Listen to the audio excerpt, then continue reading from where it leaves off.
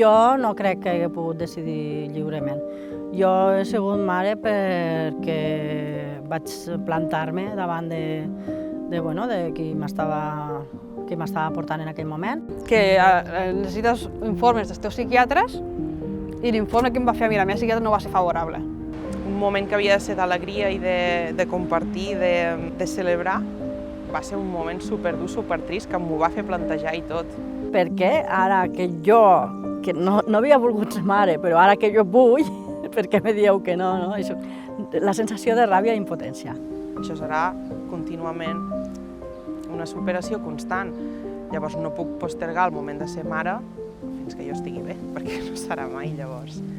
I menys mal que no els vaig fer cas.